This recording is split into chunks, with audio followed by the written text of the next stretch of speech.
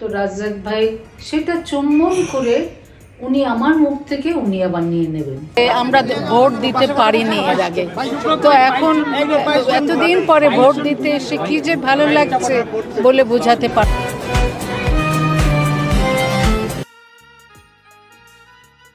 ঢাকার চলচ্চিত্রের কিংবদন্তি তিন বোন সুচন্দ্রা, ববিতা ও চম্পা গতকাল 12ই ফেব্রুয়ারি 2026-এ একসঙ্গে ভোট দিয়েছেন।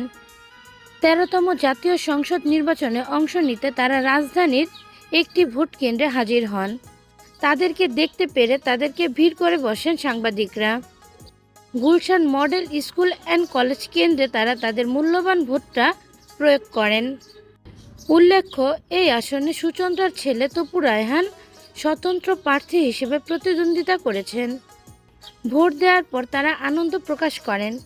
অভিনেত্রী চম্পা এই দিনটিকে ঈদের মতো উৎসবমুখর বলে বর্ণনা করেছেন।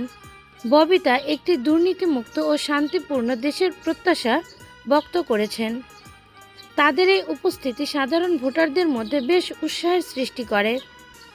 প্রিয় ভিউয়ার্স, এই তিন বোনকে একসাথে দেখে আপনাদের কাছে কেমন লাগলো অবশ্যই সেটা জানিয়ে দিবেন আমাদের কমেন্টের মাধ্যমে।